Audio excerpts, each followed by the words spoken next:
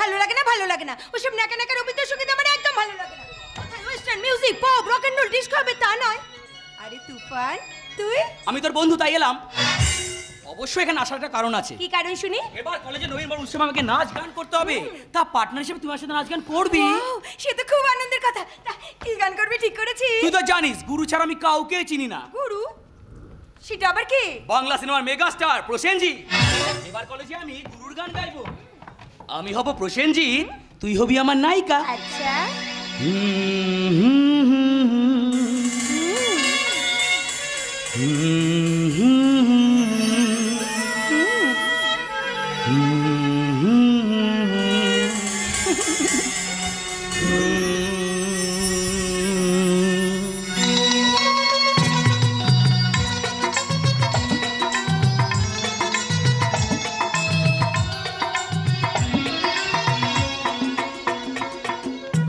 চিরদিনই তুমি যে আমার, যুগে যুগে আমি তোমারই।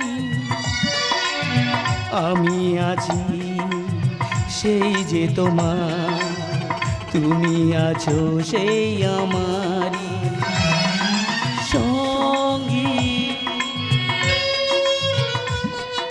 সঙ্গী।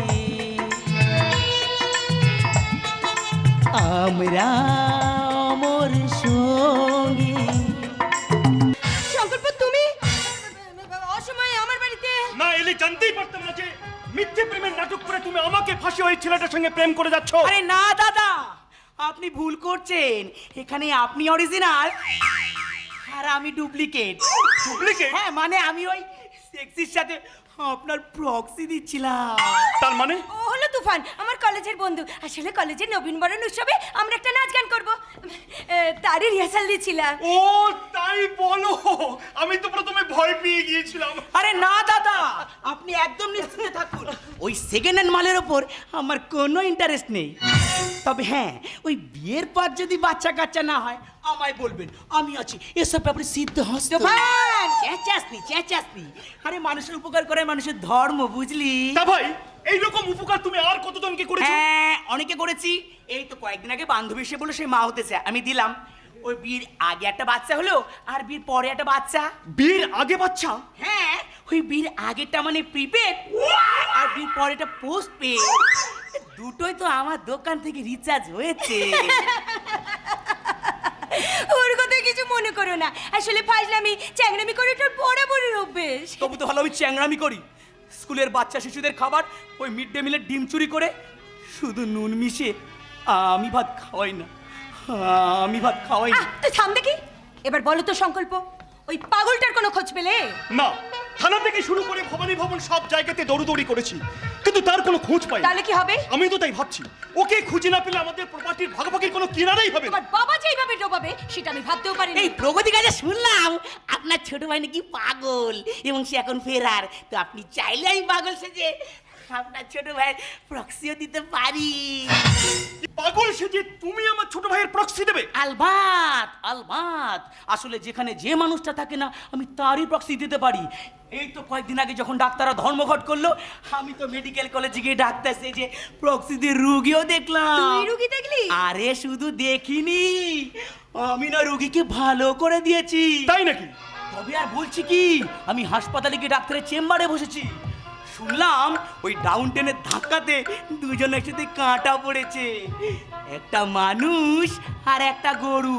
আমি দেখলাম কি? কি দেখলে? আমি দেখলাম ওই মানুষের উপর দিকটা ভালো আছে আর গরুর নিচের দিকটা ভালো আছে। আমি করলাম কি? কি করলে? করলাম কি, ওই মানুষের উপর দিকটার সাথে ওই গরুর নিচের দিকটা জুড়ে দিয়ে সেলাই করে দিয়েছি। সে কি, ওই মানুষটা এখনো বেঁচে আছে? আরে বেঁচে আছে বলছিস কি? আরে মানুষটা প্রতিদিন সকালে অফিসে যায় আর রাতে না ওই 3 সের করে দুধ দেয়। তুমি একটা আস্ত পাগল। আরে সেই জন্য তো বলছি ওই পাগলের পক্ষে ভালো দিতে পারবো। ও লাগলো বলবেন। আমার ভাইটি পাগল হলেও বাবাটি সম্পূর্ণ সুস্থ, তা তিনি তোমাকে তার ছেলে হিসেবে মেনে নেবেন কেন? আরে মানতে বাধ্য। আরে আমার মা এখনো বেঁচে আছে আর আপনার বাবার সাথে আমার মার বিয়ে দিয়ে দেবো। ব্যাস, আরে তাহলেই তো আমাকে ছেলে বেরিয়ে বাধ্য। থামো! আমরা মরছি আমাদের জ্বালাতে, তখন থেকে ফালতু বক বক করে যাচ্ছে। তা যা বলেছো, ওই পাগলটাকে পাগলাগারোতে পাঠিয়ে তোমরা যে কি ভুল করেছো। আরে বড়দার জন্যই তেমন কাণ্ডটি ঘটলো। সংকল্প বাবু, সংকল্প বাবু, আরে সংকল্প বাবু আপনি এখানে? কি ডাক্তার বাবু আপনি এখানে? খুশির খবরটা পাওয়ার পর আপনাদের বাড়িতে গিয়েছিলাম, ওখানে গিয়ে জানতে পারলাম আপনি এখানে, তো সেই খবরটা আপনাকে দিতে চলে এলাম। খুশির খবর? আপনার ভাই সম্রাট বাড়ি ফিরে এসেছে। কি বলছেন কি আপনি? আগে ঠিকই বলছি, তবে তবে একা ফিরে আসেনি, সাথে করে বউ নিয়ে এসেছে। হোয়াট? একটা আদিবাসী মেয়ের সাথে আপনার ভাই রাত কাটিয়েছিল, তা গায়ের মানুষেরা ধরে বেঁধে আপনার ভাইয়ের সাথে ওই মেয়েটার বিয়েটা দিয়ে দিয়েছে। ওফ, এ তো দেখছি গদির উপর বিস্ফোরণ। মলম আছে দেব।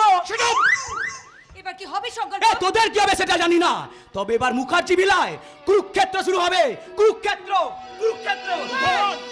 যদা যদা হি ধর্মস্য গ্লানির্ভবতি ভারত অভ্যুত্থানম ধর্মস্য তদাত্মানম সৃজাম্যহম পরিত্রাণায় সাধুনাং বিনাশায় চ দুষ্কৃতম ধর্ম সংস্থাপনার্থায় সম্ভবামি যুগে যুগে, সম্ভবামি যুগে যুগে, ভবামি যুগে যুগে।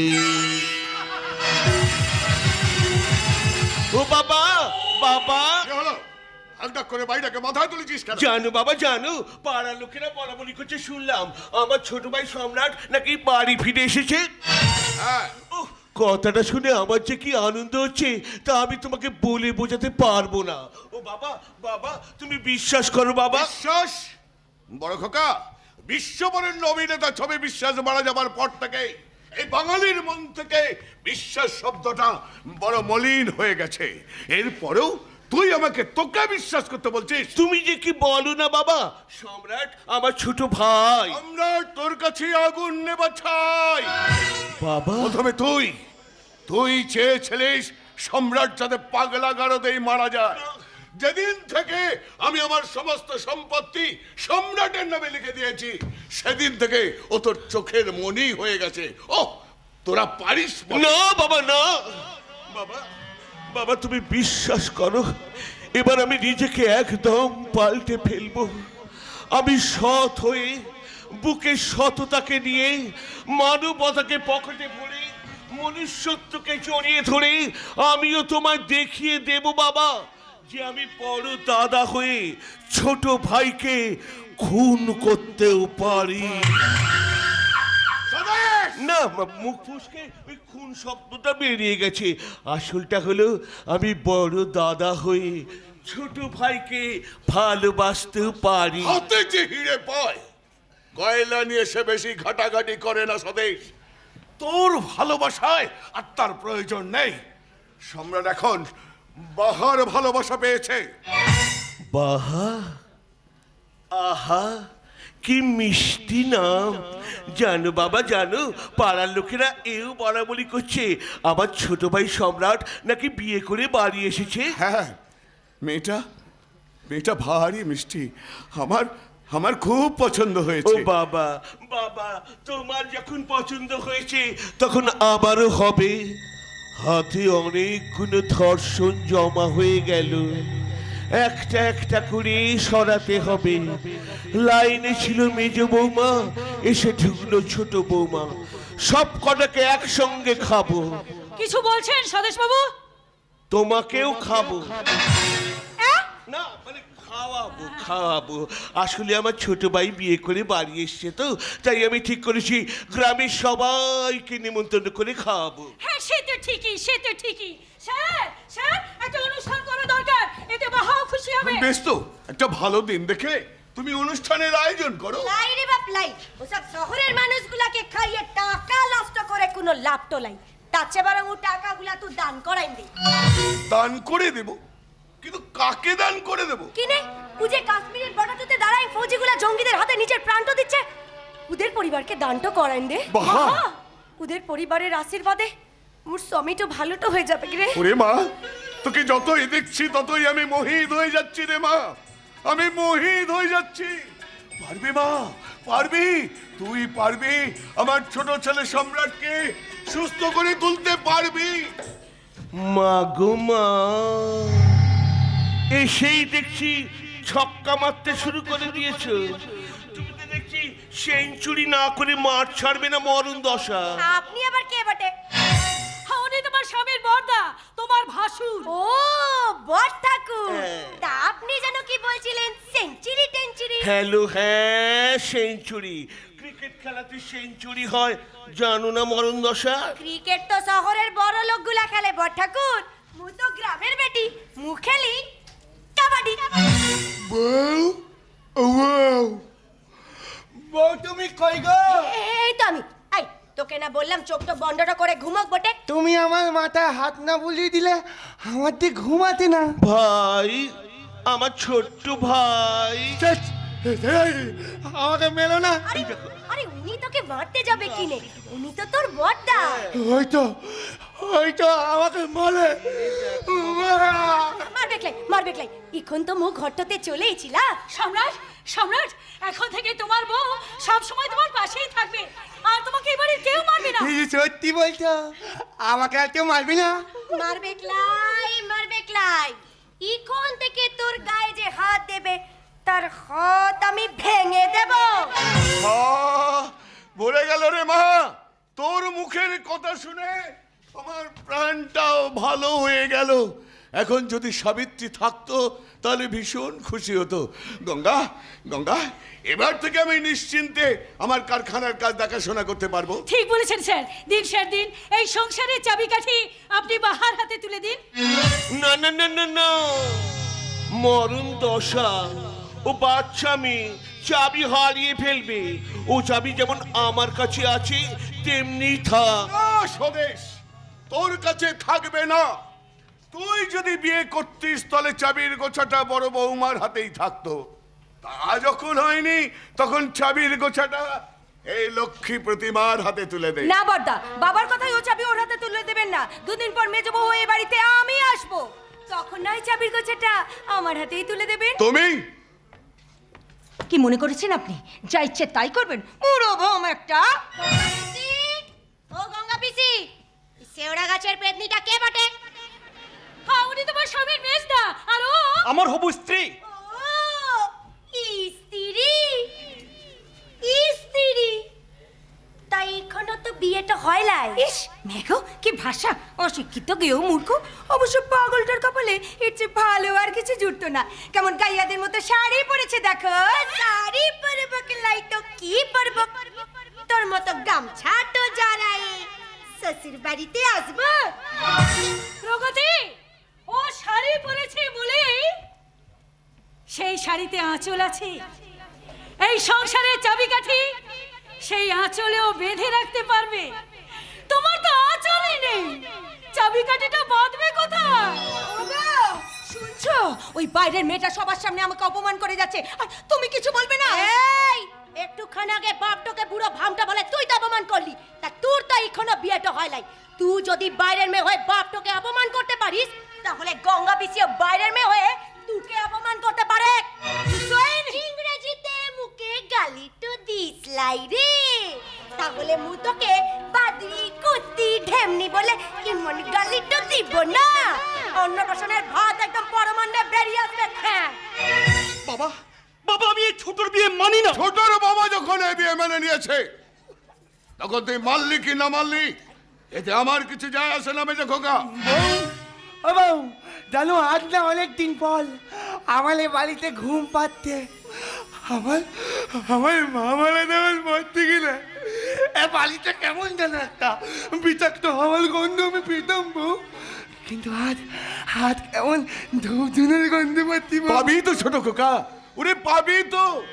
আজ যে আমার বাড়িতে স্বয়ং মা লক্ষ্মী এসেছে। দে বড় খোকা, চাবির গোছাটা মা লক্ষ্মীর হাতেই তুলে দে। বেশ, তুমি যখন বলছো তখন বড়দা, আমি ভালো হয়ে গেছি রে মেজো। আমি একদম ভালো হয়ে গেছি।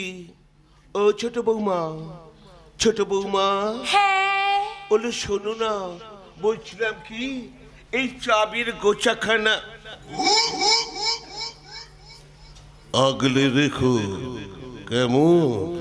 তুই চিন্তা করিস লাই রে বট ঠাকুর, ও বিড়ালের মুখটা থেকে কিভাবে মাছটা আগলে রাখতে হয় সেমো ভালো জানি। চল তোকে ঘুমটা পাড়াইতে দি, চল। আসি রে শেওড়া গাছের পেতনি। বাবা বাবা তোমার চোখের সামনে আমার চোখের সামনে এতদিন তোমরা অনেক কিছু করেছো, আর আমি সেগুলো সহ্য করেছি। এবার বাহামনির করার পালা, তোমরা সহ্য করো। বাবা! মেজ খোকা, গধূলিতে সূর্য ডোবে ঠিকই, কিন্তু প্রত্যুষে আবার সূর্য ওঠে। আমি বলছিলাম কি সতীশ বাবু, এখন থেকে ঘরে 1 বোতল কার্বলিক অ্যাসিড রাখবেন। মরণ দশা, কার্বলিক অ্যাসিড রাখবো কেন? ঘরে একটা জ্যান্ত মা মনসা এসে গেছে তো, তাই লেজে পা পড়লে মা মনসা তো ছবল মারবে। সাবধানে থাকবেন। আসি কেমন? টাটা।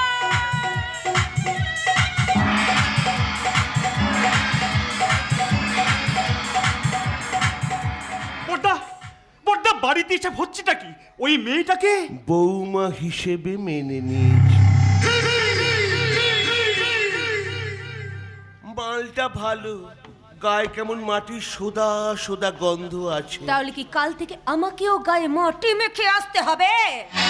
মরণ দশা, ইঁদুর তো মাটির নিচে থাকে, তা মাটি মাগলেই যদি মাটির গন্ধ বেরোতো, তাহলে ইঁদুরের গা থেকে কি দুর্গন্ধ বেরোতো? বড়দা, একটা কথা মাথায় রেখো, গোলাপ কিন্তু গন্ধ নিয়েই ফোটে। গোলাপ ফোটার পর তাতে আতর মাখাতে হয় না। ভাসলামি বন্ধ করে কিছু একটা ব্যবস্থা করো বড়দা।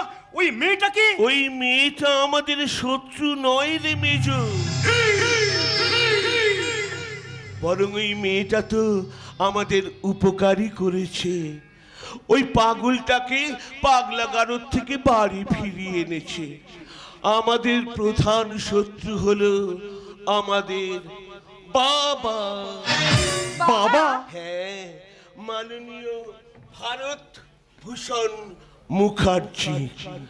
এতদিন পাগলটাকে খুঁজে পাচ্ছিলাম না, তাই বাবাটাকে রেখে দিয়েছি। এবার বাবাটাকে মেরে দেব। বড়দা, তারপর বাবাকে শহরের বেশ্যাপট্টিতে ভালো দামে বেচে দেব। বড়দা, মালটা ভালো, বেচলে ভালো দাম পাওয়া যাবে।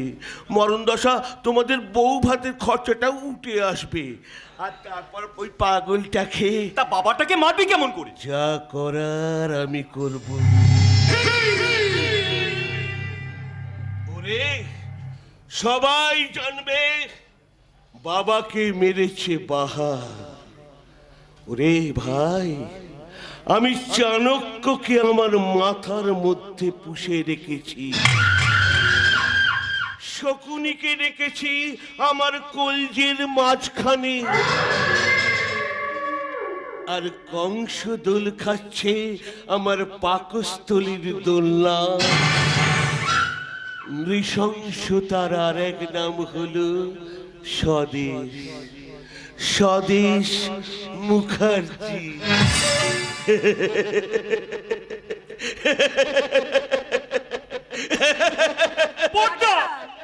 হাতে রাখ হাত, সাথে থাক সাথে। ওরে, এবার বাবা মরবে বিষ ভাতে। এই রঘু, সাসপেন্স মিউজিকটা বাজা।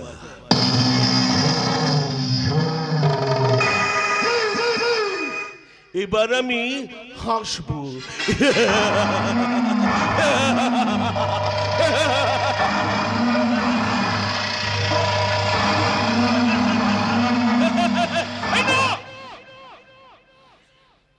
রঘু, সাসপেন্স মিউজিকটা বন্ধ কর। এটা প্যাথোস সিন। কালী, এই কালী, প্যাথোস মিউজিকটা বাজানা। আমার বাবাটা মরবে রে। ওরে এত মিউজিকটা বাজা বাবা, ও বাবা, বাবা গো, ও বাবা, বাবা গো, ও বাবা, বাবা গো।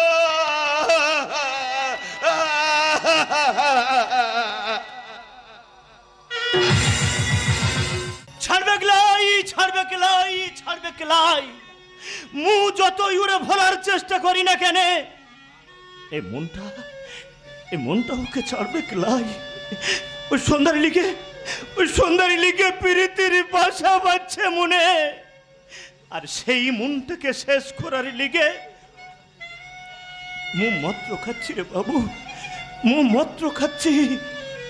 আর বাতাস লিগে খেজুর পাতার শব্দে উঠছে সুর বুটে, পীরিত কই রে পীরিতি ফুল ফুটল না মনে,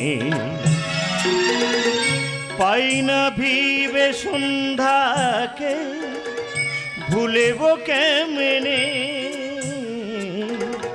ভুলব কেমনে।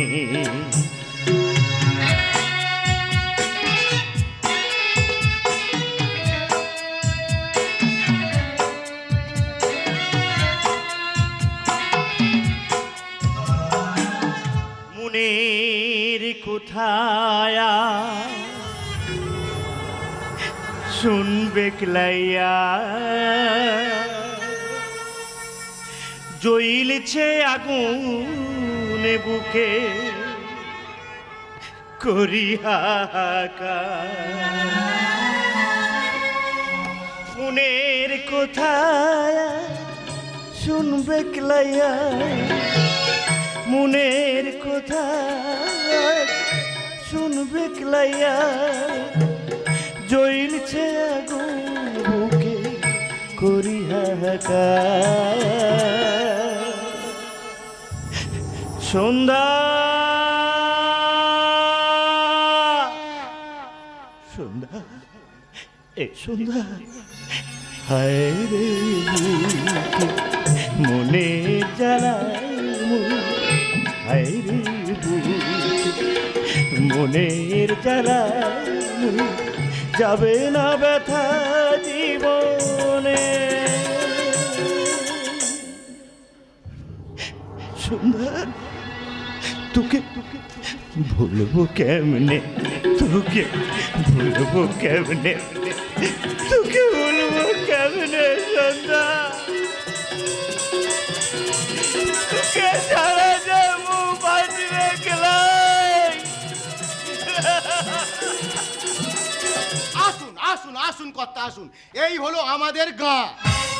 বাহ, বেশ সাজানো গুছানো গ্রাম দেখছি। তা অবশ্য ঠিক, তা আপনি এখানে কি কারণে এলেন সেটাই তখন আমার জিজ্ঞাসা করা হলো না। আচ্ছা ভাই, এখানে পার্বতী দেবীর বাড়িটা কোথায় বলতে পারো?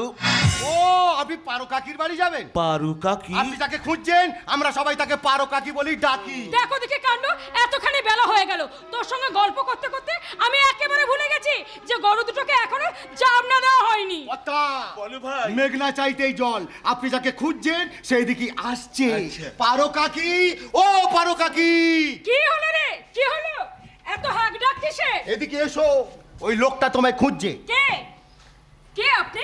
আপনাকে তো ঠিক চিনতে পারলাম না। না চিনারই কথা, কারণ এর আগে তো আপনার সঙ্গে আমার দেখা হয়নি। তবে আমি আপনার মহাকুটুম বলতে পারেন। মহাকুটুম? আসলে আমি আসছি বাহার কাছ থেকে। বাহার কাছ থেকে মানে? মানেটা হলো আমি হলাম বাহার অসুর, না মানে ভাসুর। তা আপনারা তো আমার ভাইয়ের সঙ্গে বাহার বিয়েটা দিয়ে দিলেন, ওই ধরে বেঁধে জোর জবরদস্তি বিয়ে আর কি। এ কথা কেন বলছেন কর্তা?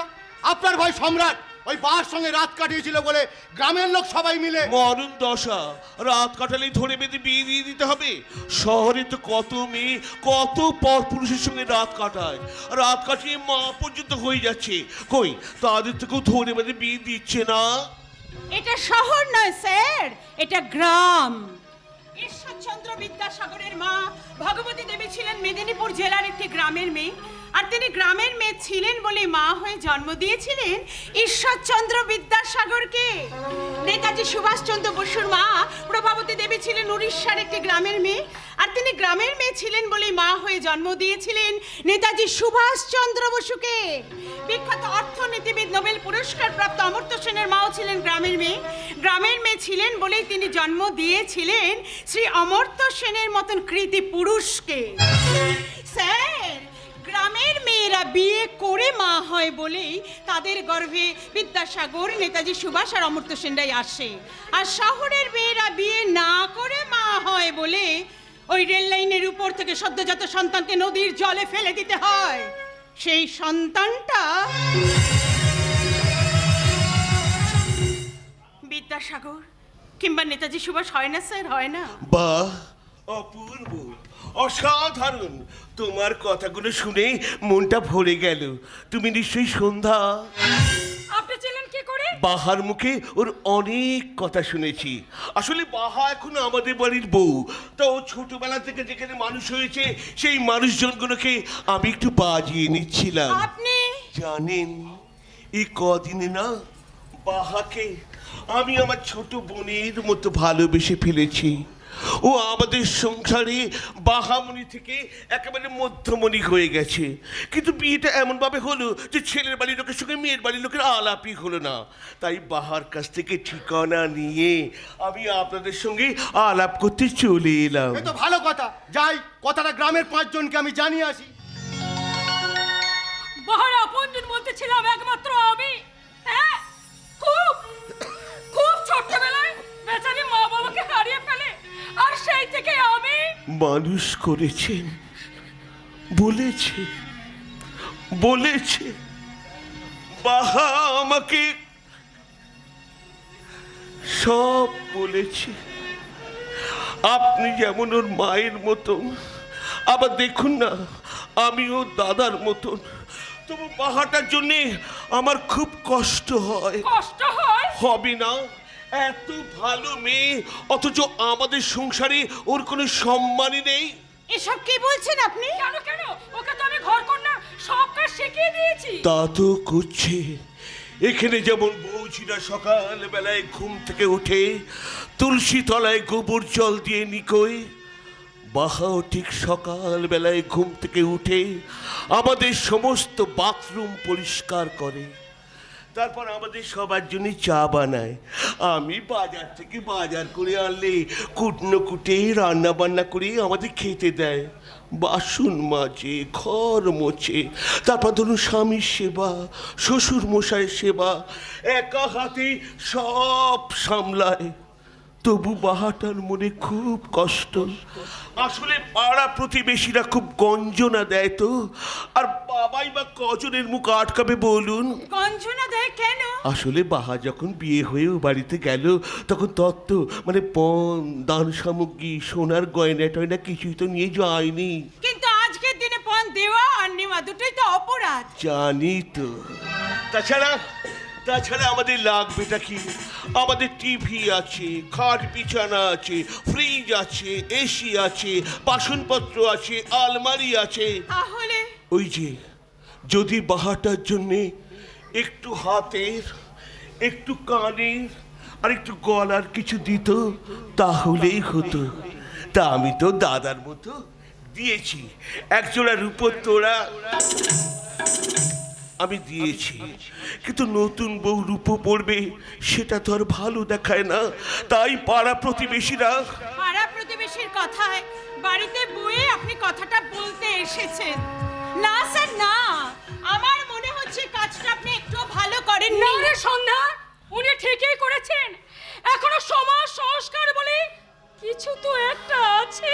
মানি না, আমি মানি না। আমি সমাজ সংস্কার কিচ্ছু মানি না। বাহা আমার ছোট বোন, ওরও তো একটা সম্মান আছে নাকি? ঠিক বলেছেন, আপনি একদম ঠিক কথা বলেছেন। কিন্তু আমার কাছে তো বেশি কিছু নেই, তবে হ্যাঁ আমার বিয়েতে পাওয়া কয়েকটা গয়না অবশিষ্ট আছে। পারো কাকি,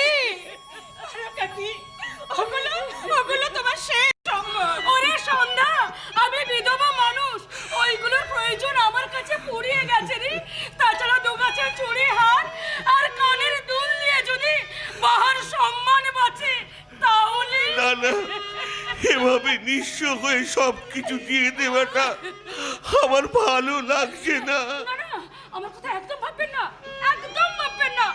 শুধু শুধু দয়া করে ওই বাড়িতে বাহাকে গিয়ে বলবেন ও যেন ভালো থাকে, ভালো থাকে।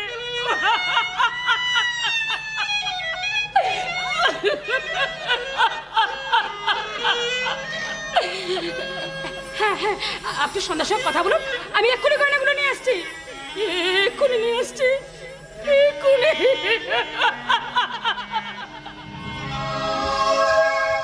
সত্যি গ্রামগঞ্জের মায়েদের দেখলে মনটা ভরে যায়। সন্তানদের জন্য এদের কি স্বার্থ ত্যাগ, কি ভালোবাসা। আমার কিন্তু ব্যাপারটা একটু ভালো লাগছে না। আমারও না, বিশ্বাস করো, আমারও একদম ভালো লাগছে না। কিন্তু কি করব বলো, বাহাটা এত কান্নাকাটি করছে, জানো জানো, কেঁদে কেঁদে চোখ দুটো ফুলিয়ে ফেলেছে। বাদ দাও সব কথা, বলছিলাম তুমি কি করো? বিয়ে পাশ করে বাড়িতে বসে আছি, একটা চাকরির চেষ্টা করছি। চাকরি করবে? আমাদের কোম্পানিতে একটা পোস্ট খালি আছে, তুমি যদি বলো তাহলে। একটা চাকরির আমার খুব দরকার, বাড়িতে বাবা অবসর গ্রহণ করে বসে আছেন। বেশ তো, আমি বাবাকে বললে বাবা তোমায় চাকরিটা দিয়ে দেবে, কিন্তু তার জন্য তোমায় ইন্টারভিউ দিতে হবে। বলুন না কবে ইন্টারভিউ দিতে যাব? কবে কি?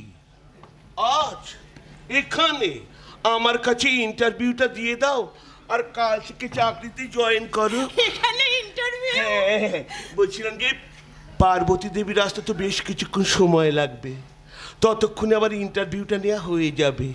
বেশ তো, বলুন না কি প্রশ্নের উত্তর দিতে হবে, ওই থিওরিটিক্যাল না প্র্যাকটিক্যাল? প্রথমে থিওরিটিক্যাল আর পরে প্র্যাকটিক্যাল। আচ্ছা সন্ধ্যা, বলো তো, মেয়েদের গর্ভে সন্তান আসে কিভাবে? এসব কি প্রশ্ন করছেন আপনি? কেন, থিওরিটিক্যাল পারবে না? তাহলে প্র্যাকটিক্যালটা করে দেখাও। আমি চলি বললে চলে গেলে হবে? কি আপনি আমার হাত ধরলেন কেন? আমি কিন্তু চেঁচাবো। চেঁচালে তোমারই মান সম্মান যাবে, আর ওদিকে বাহাকে গরম খুন্তির ছ্যাঁকা খেতে হবে। তুমি ওর এত ভালো বন্ধু, তুমি কি চাও বন্ধু হয়ে বন্ধুর ক্ষতি হোক? আমি আপনাকে হাত জোর করে বলছি, আপনি ওকে ছেড়ে দিন, আপনি ওকে যেতে দিন, আপনি ওকে যেতে দিন। আরে বাবা, এত ছটপট করছো কেন? ছটপট করলে শাড়ি ব্লাউজ সব ছিঁড়ে যাবে। তার থেকে কাজ করো, তুমি ওখানে চট করে শুয়ে পড়ো, আমি তোমার পট করে প্র্যাকটিক্যাল ইন্টারভিউটা নিয়ে নিই।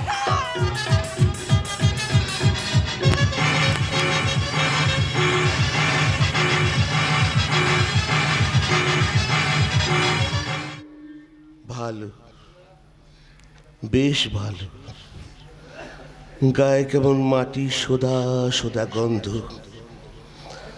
ওলো সন্ধ্যা, সন্ধ্যা, কথাটা যেন জানাজানি না হয়, তাহলে বাহার মরা মুখ দেখতে হবে বোনটি। শহরে এসে আমার সঙ্গে দেখা করো কেমন। আজ তাহলে আমি চললাম, বেশ কিছু সময় তো থাকলাম, কাছে ডাকলাম, মন রাখলাম, দেখলাম দুটি চোখে বৃষ্টি, বৃষ্টি, ভেজা বৃষ্টি। মনে করো আমি এক মৃত কোনো জোনাকি, সারা রাত আলো দিয়ে চললাম।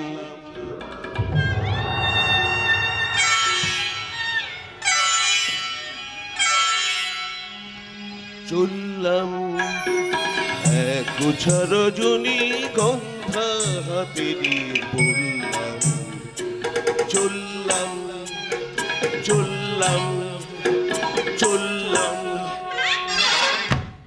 ওই তো আমার সোনা আসছে। এই নিন, এতে দুগাছা চুড়ি হার আর কানের দুল আছে, এর বেশি আমার কাছে কিছু নেই। শুধু দয়া করে ওই বাড়িতে বাহাকে গিয়ে বলবেন ও যেন ভালো থাকে। বলবো, নিশ্চয়ই বলবো।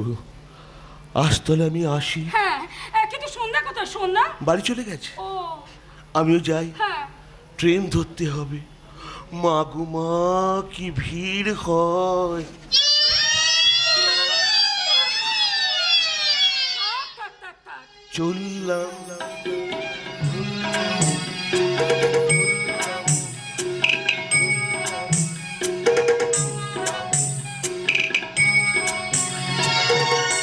দুর্গা দুর্গা ঠাকুর, আমার বাহাকে ভালো রেখো ঠাকুর, ভালো রেখো, ভালো রেখো।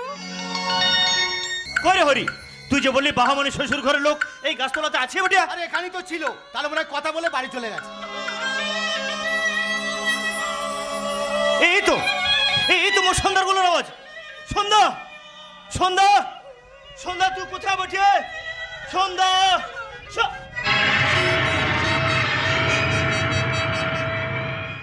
এই সন্ধ্যা, সন্ধ্যা রে, এই সন্ধ্যা, সন্ধ্যা, এই সন্ধ্যা, সন্ধ্যা রে, তোর কি হয়েছে বটে?